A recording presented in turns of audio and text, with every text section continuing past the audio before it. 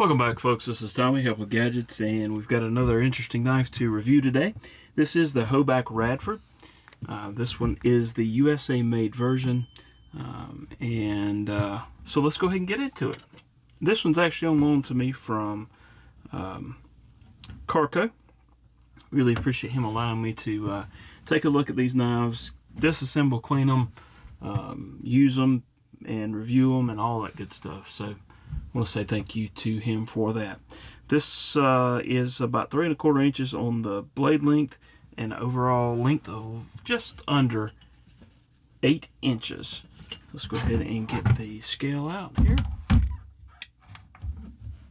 Get that teared out. And you're looking at about 4.15 ounces on the weight of this particular knife. Alright, let's go ahead and compare it to some knives that you may be familiar with, some that you may have in your collection. This is the CJRB Pyrite. We've also got the QSP Penguin. Let's see what else we got here. Let's go with a couple of Austies. Let's look at the Porcupine and the Acorn, Austin Acorn there. Both of those are not quite up to the same size. Let's look at a couple more. This is the Ozark Trail, and this is the Demco Shark Cub.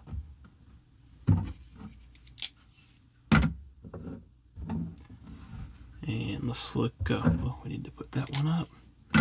And this one here is the Kaiser Militao, more along the size, more similar size there, as well as the Miguron Memorial. Alright, as far as thickness goes, there it is. There's the Radford with the Militao, the Radford with the Memorial. The Memorial is a little bit thicker there. There it is with the Porcupine. The Porcupine's going to be a little bit smaller there. The Ozark Trail is a little bit wider, so it kind of gives you an idea. In pocket, there's what real estate's taken up. It's not a, it's kind of a slim knife, as you can see there, compared against the Militao and the QSP Penguin. Here it is against the Ozark Trail. And let's see what would be a good comparison there. Here it is with the Pyrite. Alright. In pocket, it'll look something similar to this. This is just a pair of pants that I usually leave here for the purpose of this. It's not deep carry. You can see a generous amount of the knife sticking up above the edge of the pocket. This does, with those screw heads there, gives you an easy way to pull the knife out.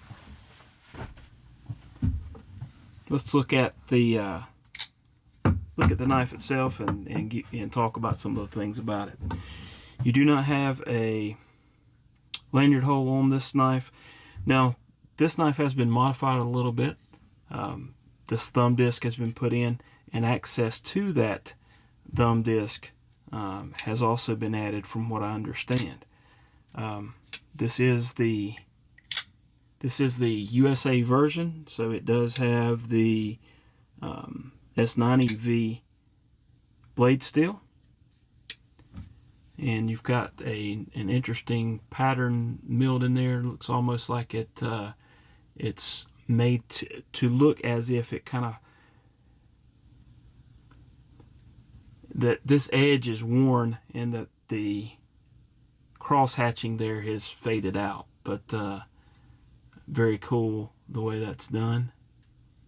You've got the typical clip Hoback. You've got the milling lines here in the relief.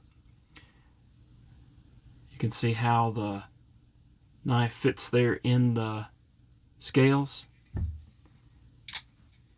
No blade play up and down, side to side, and you can see lock up there. we were talking about the thumb disc that allows you to reverse flick off of it. Use it as the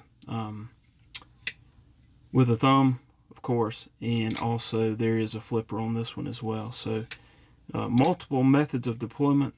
In hand feels good. Not the most comfortable, but not terribly bad. Reverse grip seems just fine, and that grip is as well. What else do I want to talk about with this one? Price on this one's about $5.75 from what I understand. Detent crash. Detent is just fine for the opening methods. This knife is originally intended to be a flipper, but it's been, as I mentioned, been modified, and detent works just fine for those as well. You've got a stonewash finish on this blade, which is just fine. That's actually my preferred method of or preferred finish, as it to me it gives a more working finish. Not a huge fan of satin blades, although they're growing on me a little bit. But as far as one to actually use, I would prefer, of course, it to be stonewash. All right, this is generally just a pretty good EDC knife. Let's see, it's got some. I just noticed, and I don't remember this from when I disassembled it, but actually has 2020 there, and then the S90V there on the inside, which is pretty cool. I don't remember seeing that when I disassembled it. Pretty sure I disassembled it. Anyhow, I'll have to go back and look on that. But I've had, in the past, I had another version of this knife, and it didn't end up sticking around. Not that I don't like it, but I just didn't get much pocket time, and I think part of that was probably because it was flipper only. But with the addition of the thumb disc, makes it a little more interesting to me. Anything else I want to discuss on this? It's not much I can really say. Neat knife. Appreciate Karco letting me use it. Tell me what your thoughts are about the knife in the comments section below. Please hit the like button, subscribe if you haven't done so. Hope to see y'all again soon. Hope you have a wonderful rest of your day, and I appreciate you watching. Thank you so much.